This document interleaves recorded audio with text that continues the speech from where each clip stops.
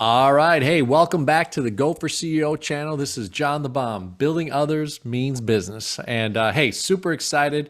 I'm actually not bringing you someone from Clubhouse. I'm bringing you someone live, someone that I've met and someone that I've broken bread and someone that I've been really getting to know, man. This guy is a powerhouse. Recently, I had a client I do business with, and he asked me this really interesting question about sales tax. And I'm like, oh, wait, I've got a guy, right? So super excited. Go for CEO community. Stay tuned, stay impacted here. You're going to be getting some great value. This CEO founder just has a vision of where he's going and super excited to have him on. So Mr. Faraz Khan from Khan and Associates CPA and much more than that. These guys are just rocking the world out here in Illinois. So thanks for coming on, Faraz. Thank you so much for having me. I really appreciate this, John, and I'm excited to talk about our business and help others understand what it takes to launch their own or grow their own. So looking forward to it.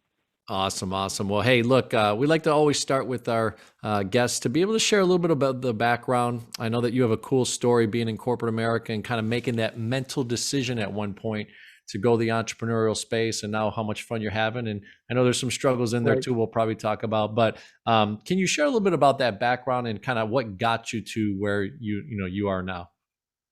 Yeah, so I did start. My whole career has been in tax. I did work for a couple of Fortune 500 companies out on the East Coast. Worked for a Big Four public accounting firm, KPMG, and then after that, I was working for a good-sized private firm here in the Illinois area for about 6 years. When I decided, look, it's time for me to kind of do my own thing and start my own practice and open up a CPA firm. So what we did is we took what we're good at, what is unique to us, which is doing state and local taxation. Not a lot of firms, not a lot of people specialize in that. So we started out by having a small firm that just does sales tax, property tax, a little bit of public speaking, and also a little bit of continuing education in those areas. We went around to some CPA firms, other companies, and we started delivering the message and helping people understand how important it is. And we started building a brand, basically. Now, frankly, I was doing this while I'm working in corporate America, and doing both, kind of balancing them, and if you like 9 to 5 type of positions, then that's not going to be for you, because your 9 to 5 is there, and then you got what I call the 5 to 9, the second shift. So we did all those things, and we built a firm and a practice that started growing and growing and growing. Eventually got to the point where I was at a crossroads, and I said, either we need to, kind of keep it where it is, or we need to focus all our attentions, and that means I'm going to have to focus more of my time to our business. So I made the decision. I left a company that took very good care of me. Most of the times you hear about stories where I didn't like my job or whatever. I loved my job. I loved it. I think the people loved me. However, I made a decision. I said, look, for the long run, for growth, for my long-term plans, 5 and 10-year goals, I need to make a move and start doing my own thing full time. So we supplemented our growing practice, and we bought another existing practice. And so that's kind of what brought us to here today. And, my conversations with you and introductions to you is when we started to grow our own businesses, both organically and by acquisition. So that's where we are. That's a really neat story, Faraz. It's interesting. There's a website that some of us have access to. It's called E to E Make the Move, right? .com. So, and it's interesting because it's really kind of a general way of thinking of how to go from employee to entrepreneur, right? Right. And really the cool journey of knowing that 9 to 5 paid the bills for a while, right? And 5 to 9 was building your empire, and now you're in the empire. But then you take a twist and you find an opportunity to buy an existing business. So tell us a little bit about that. So you're making this transition. You're working 9 to 5, 5 to 9, right? And you see the opportunity. So what does that look like when you think about the way of dissecting that, right? You see that you've built a little bit of a nice business going on your own, but what makes that be a good decision in your mind, at least that you evaluated it, to see a merger, right? An acquisition, Right. sorry, to be able to get that for other firm. Yeah. So the one thing was, once I had decided, okay, we're in a fork in the road, we need to figure out, are we going to just kind of keep our business really, really small and just kind of keep it there and be satisfied? Or do we see momentum and we want to grow it? Right. And a lot of times, especially people who are established, they're not in their 20s where they can just kind of take a chance and, take a move. You have a lot of things you're balancing. You have a lifestyle, you have a family, all those things are you're balancing. And so it's like, all right, well, this will do okay, but we have a certain expectation in our lives. How are you going to get there? Well, one way is to supplement your nice, fast growing business with an acquisition. And once I made that decision that this is what we're doing, it was in early 2021 during the pandemic. Like I've seen a lot of my clients starting businesses. I said, let me set a target date, and I'm going to work towards that date, and I'm going to put it out there. I'm going to tell people about my target date, just so it's not internal. People know I'm on the clock. I'm on the hook, right? I'm accountable. And so my target date was December 31, 2021. On that date, I said, no matter what, I need to be doing this thing full time, and I need to step away from my corporate America gig. So I put a plan in place. I started vetting things. I started vetting businesses. I started speaking to brokers about businesses in my area that would be a good fit. And we came across one that checked most of the boxes. Nothing's ever perfect, but it checked most of the boxes. And we said, okay, this is our acquisition. This is what we're going to do. And this is how we're going to kind of meet that deadline that I had self-imposed for myself. We actually closed on September 30th. There were some great SBA advantages, as you know very well, at that time. And so we were able to fully utilize all those.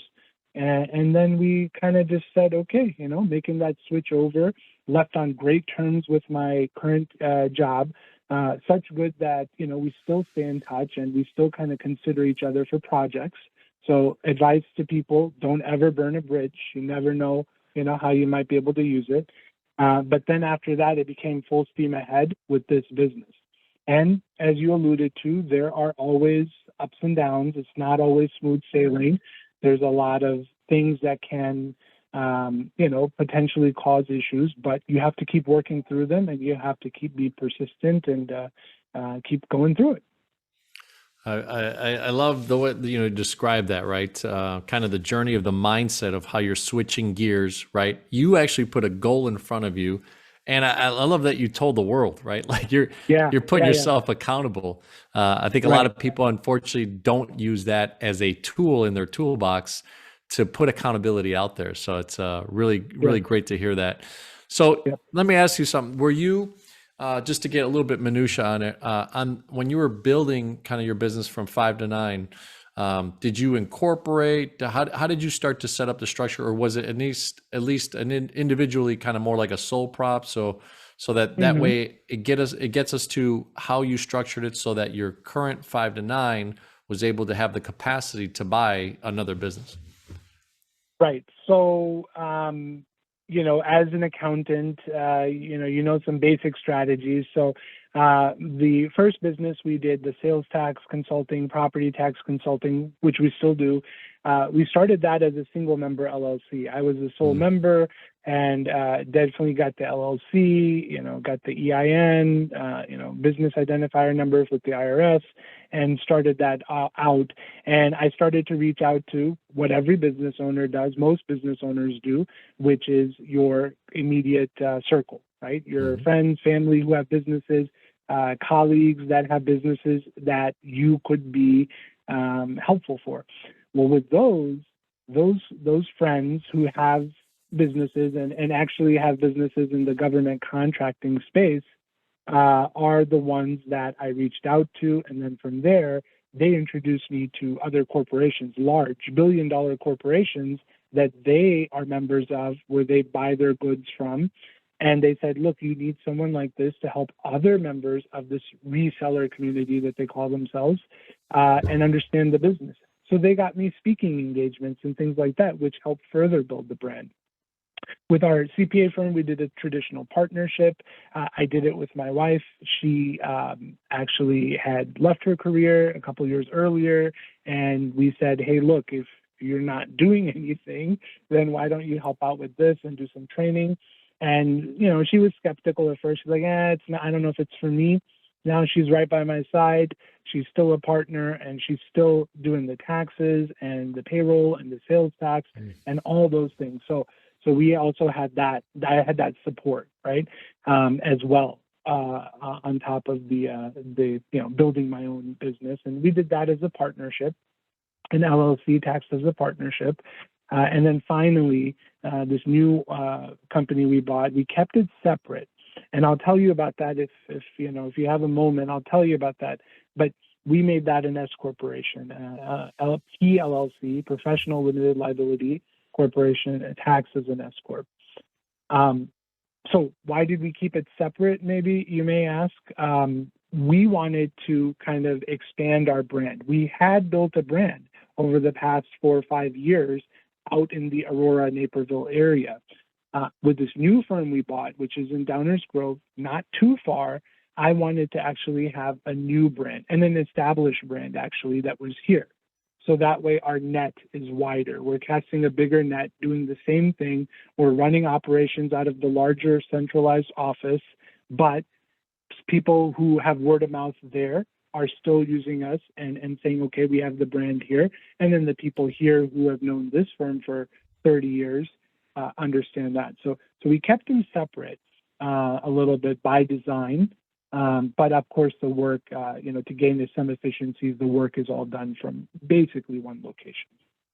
Nice. So you start to frame out the way that you're going to put this thing together. You decide when you acquire to actually keep it separate, right?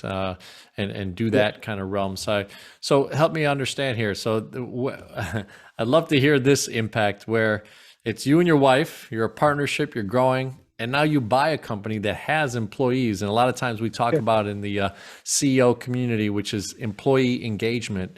It's no easy task to take over someone else's people and then kind of integrate that. So if you don't mind going into kind of maybe those first 60, 90, 120 days of how you looked at that, and did it become something different, or did you lean on some experience maybe of leading people in corporate America? That's exactly right. Leading people in corporate America gave me the skill set. I was a director of tax for a good-sized company. We had 15, 16 people in our group, and that's what I leaned on, those experiences, those interactions, that trust building when I came in here and said, okay, it's a new person, a new face.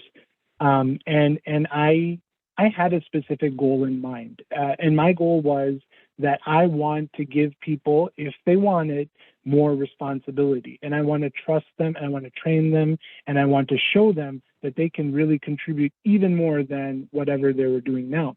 So my goal was, I want to teach everybody at least one new thing, one new skill that they weren't currently doing when they got there, right? And I encourage honest feedback. If this skill, if this opportunity isn't for you, let me know.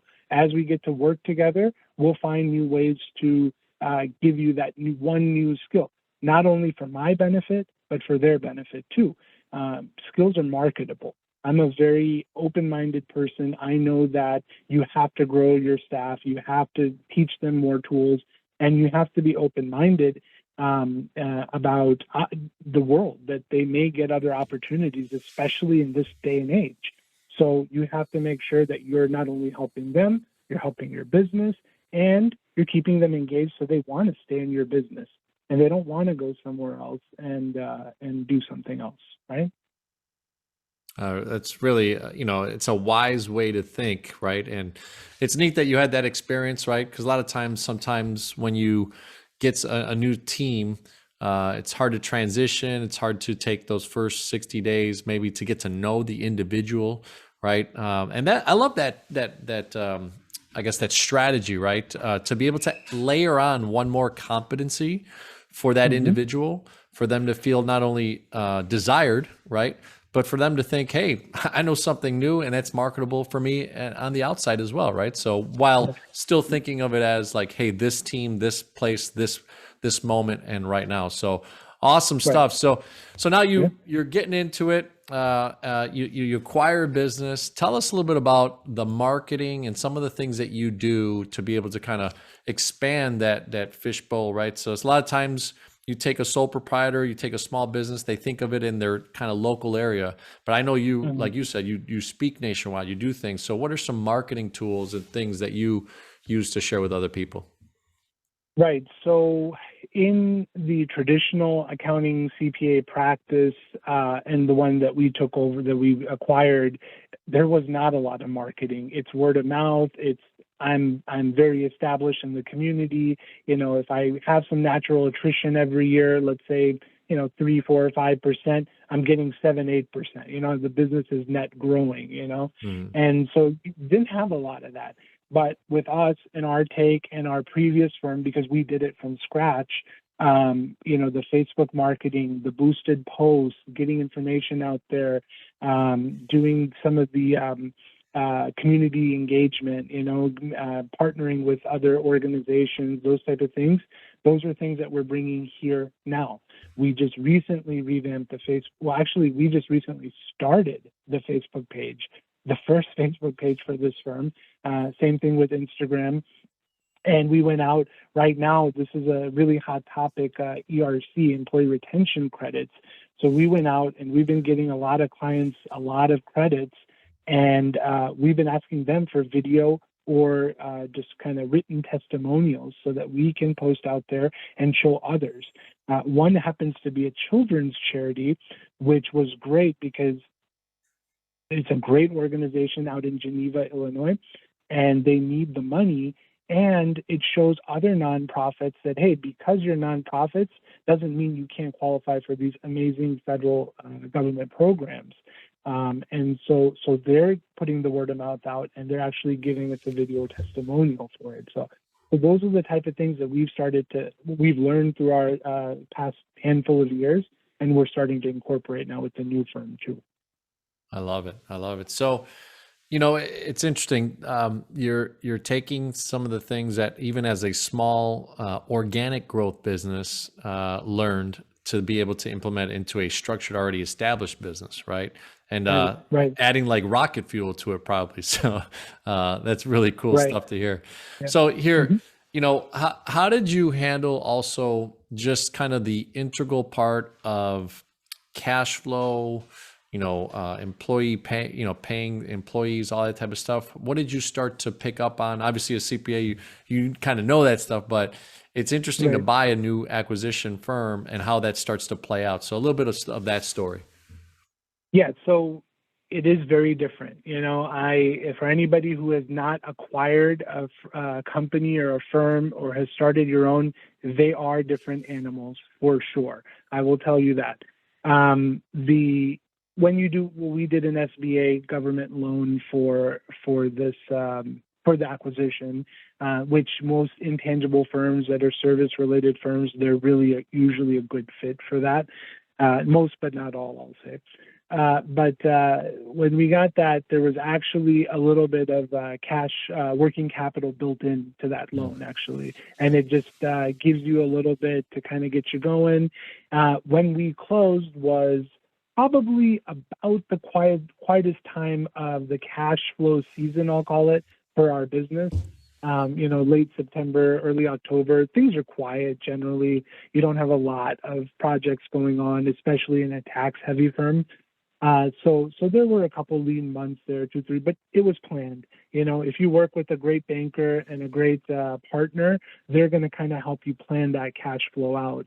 And John, you have a lot of experience in this, but banks are actually there to support you and your banker when you're doing those deals to make sure that they're setting you up for success. right? So that was built in, and that was kind of nice to go. And then once the season started, I mean, it's, in our firm, it's it's, you have more cash than you know what to do with for a while, right? Because you got to make it last the whole year for the most part.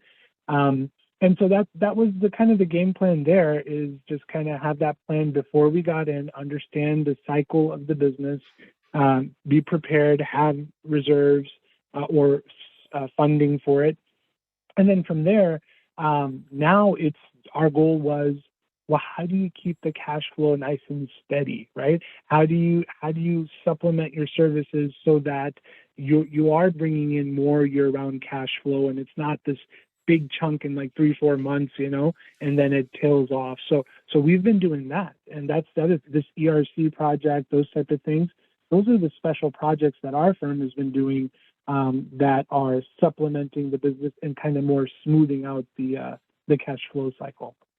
Nate. So, you went through a couple nice nuggets there. A business that could be seasonal, a true business mind can think of it as how can you implement certain things to make it annual, right? Right, right, You talked about the cash flow, the leanness of when you bought the business, right? There's strategy there, right? When you buy a business, is it going into their heavy season? And that could actually be a bad thing sometimes because you're so overwhelmed, like bringing in new leadership. So you probably hit that at the right. perfect time, even though it was a little Yeah, lean. It gave right. you that time to invest in the employees and all that type of stuff. So really cool That's stuff. right. So go for CEO community. Rewind that last part, and pick up those golden nuggets because this is what Faraz is sharing. Some of the real insights from a organic grown business from 5 to 9 after his 9 to 5, and then he acquires a business afterwards. And what a really neat story here. So, all right. So hey, let's talk about scaling. All right. What are some plans for Faraz Khan, Khan and Associates, and Right. what are some things that you're thinking of as you're going into year number 2, 3, 4, 5, as far as once you did the acquisition? So that's a great question, and there are a couple things, right? You have to balance, and I tell this to clients too, right? In my particular field, and I've talked to you about this, John, outside of this, but there are a lot of opportunities. There are a lot of people, men and women, who are nearing or at retirement age. We have another person in our area who's been doing it for 50 years, Wow. and she's ready to start calling it quits. And she has built quite a practice, right? But buying it is actually, a lot of people might not believe, is the easy part, right? It's about how do you integrate, implement, standardize, streamline, again, get to know another set of staff, and do the whole project all over again, and keep the quality there, right? And keep the clients around and keep them engaged. And it's not just employee engagement, it's client engagement, right? You've got to make sure that they're also comfortable with the transition. So you want to be smart with it. You want to be strategic. You want to take your time. Our goal is to grow more. We're growing. This business has some growth because of the things that I mentioned, the advertising and the marketing. Our other firm is still growing. We're still getting hits there, right? But then if we do another acquisition, we want to make sure it's a good fit. And I think by good fit, I mean, does it have the same software that we use right now? We don't want to have a different type of tax application, or we use QuickBooks. Surprise, surprise, who doesn't, right? But there are some people that use some other things. We don't want to have other softwares that we have to implement or migrate over to our systems. We want to kind of keep it clean and easy. There's the right size of client, right? Because we have staffing right now that works for our current client base. If we get another firm that either doesn't have enough staffing or has too little staffing, we have to kind of plan for that, because you don't want to sacrifice quality and the level of service that they're used to. If anything, you want to make it better. So those are the things that we want to do while we strategically figure out what the next acquisition is. And then let the natural growth occur in the businesses that's happening already. So that's kind of the game plan. Really, really awesome. So, I kind of caught on again a couple nuggets as I keep on just really intently listening.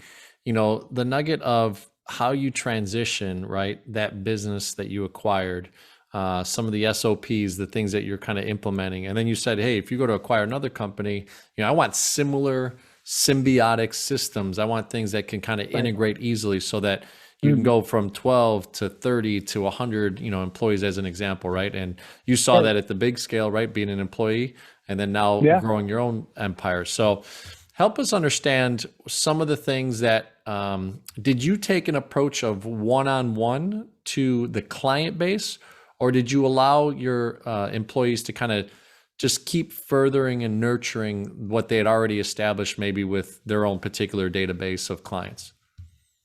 Yeah, so I think the biggest thing was we wanted to make sure that the seller is involved Mm. for a while, because they're the ones, they're the talent, they're the person who has built this practice and this business in this area, right? We're really nobodies, we're just here, we're buying it. Now, hey, we're going to do a great job, but we're unproven in the market, in the area, right? So that was the goal, is to make sure that we have support there. The staff, we kept everybody, the staff remained intact, consistency, continuity. And then it's just like adding in another layer. You're adding in a Faraz, that's it, or a Sarah, who's my wife. You're just adding in, supplementing, right? And then eventually, if you do that right, and you do it in a good and smooth, even way, it's just a nice, slow transition in.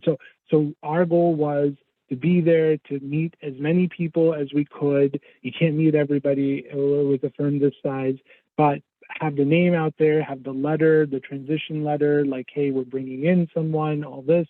And then at the end of the day, I did go out. I met the largest clients. I met the strategic relationships, because we wanted them to know that, hey, we're here for you, and that, we can do everything that you're used to, and maybe then some, right? Maybe some other stuff like sales Mhm. tax.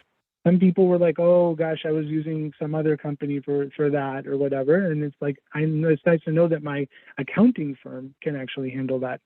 So we did those type of things, but the goal was to make sure that it's a smooth transition, respectful, kept the name there for a while, just make sure that people don't think that there's a lot of change, because people do worry, and certain people will panic if they see a lot of change all at once.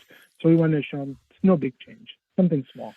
Yeah, and I think sometimes the competition takes advantage of that fear, right? I know in the That's banking right. world, when a bank gets taken over, technically nothing's Mm, really going to change, but it's right. always a fear in the marketplace, right? What's going to happen? How are they going to treat me? And as a wise business commercial banker, sometimes you lean on that fear a little bit, especially in the Right. business world, right? So I Yeah. would think it's the same in that. So kudos to you for knowing that, having the insight, and kind of putting those propellers in motion to make sure that it's a nice transition. So Yeah. hey, as we kind of end the interview here, we'd love to ask the three main questions, right? So client experience is for CEO, right? E is for engagement, and O is for operational excellence. And you've kind of touched on all of them, but I'd love to get kind of that high level value add proposition from your eyes and Khan and Associates. So when you think about truly client experience, what do you think is kind of the differentiator in your mind for your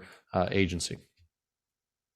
I'll tell you the secret, because it's very simple, and you won't believe it. And everybody out there, you won't believe it when you hear this: responsiveness. In our field, the number one reason when we get people who say, I want to change, I want to leave my current accountant, why? Did they screw something up? No, they didn't. They're okay. They're good people. Then what is it? They don't get back to me. I reach out to them. I've got a simple question about, hey, how do I fill out my FAFSA for my child who's going to college or whatever? And they don't get back to me. Whether they charge them or not for that, right? That's another thing. But the number one thing we've heard is responsiveness. We need some responsiveness, and that's why we're making a change.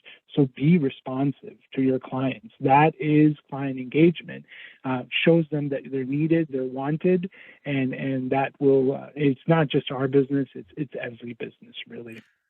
Well, I'm pretty sure that's the first time on Go for CEO, the response to client experience, the responsiveness, ladies and gentlemen. So take a hold of that. I really love Right. that because I think that's a differentiator in the marketplace, and just being there, and sometimes people forget, like, you could even be there in a technological sense, but it also that personal touch makes such a huge difference as well. And I know every time I've texted you or emailed you, you're like there instantly and always aware of kind of what's going on and the people that you can make contacts with. So awesome stuff. So the next one is E for employee engagement or vendor engagement or sales engagement. So engagement is such a powerful thing when you think about your leadership, Sarah, and what you guys been able to build.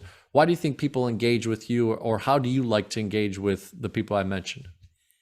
Yeah. So, that's my favorite part of the job. I'm not the accountant that you stick in the corner that wants to just crunch numbers and do all those things.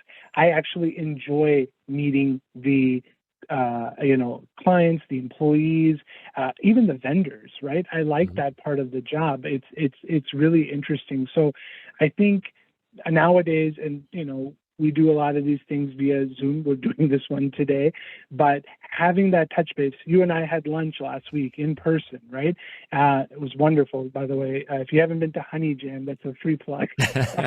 But it was great. But you need that. You need that in Yeah. person kind of experience with everybody. FaceTime is important. It's not just a text or a call or an email. You got to have some FaceTime with them. And you know this, John. You do this all the time. I mean, you're always offering to come out to our place and do all that.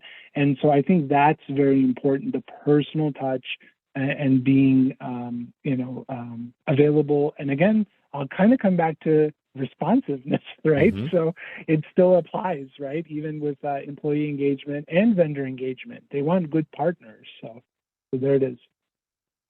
I love it. I love it. So last one is operational excellence. And you mentioned kind of a system you use, QuickBooks, but can you go a little bit deeper on just high value add of how you kind of have streamlined your business, what you saw maybe when you acquired and how it kind of implemented, but at a high level, just operational excellence and what it means to you.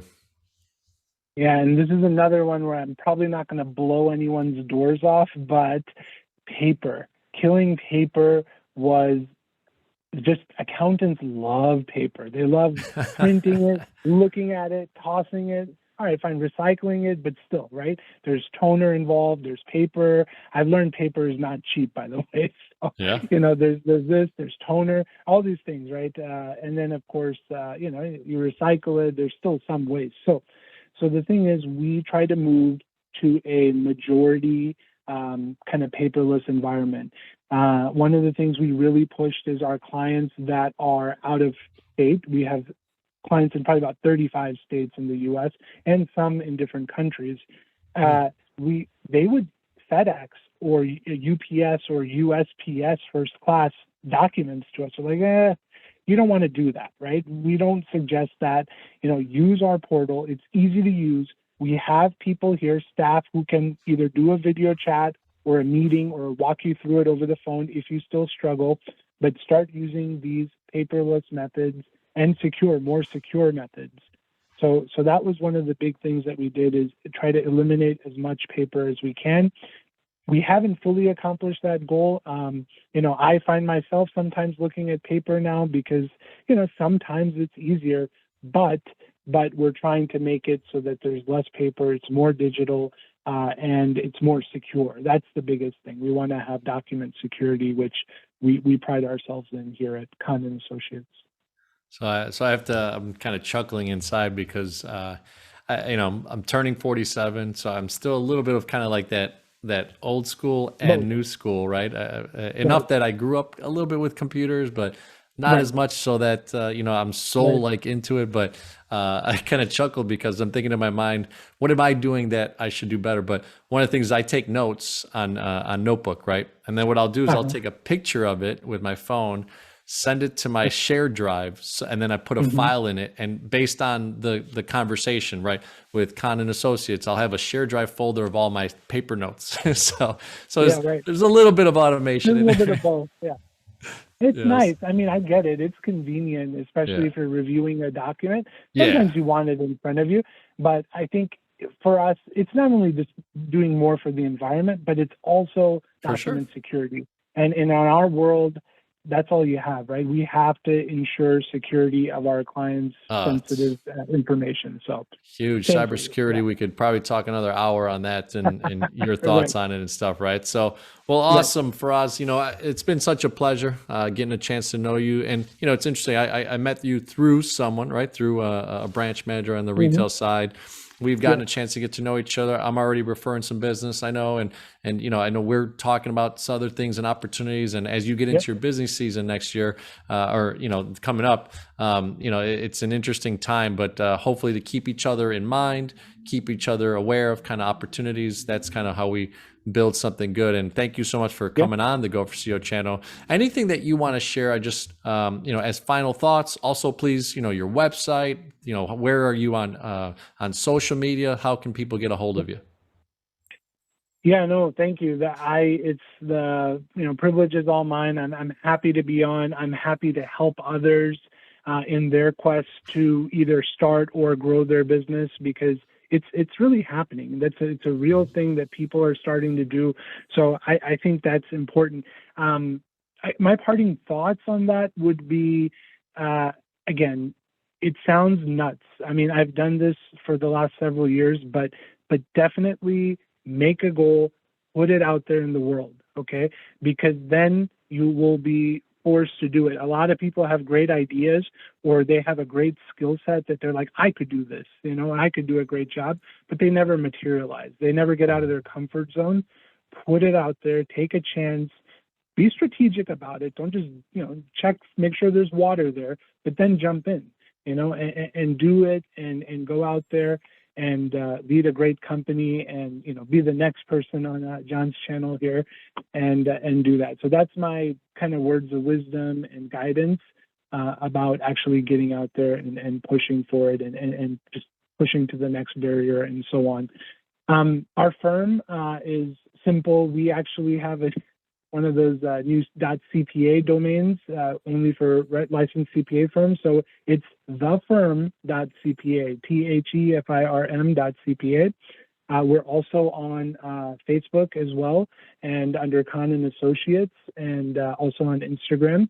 We're growing that side of it, and we hope to see you guys on there, and we hope that you'll reach out to us if you have any questions.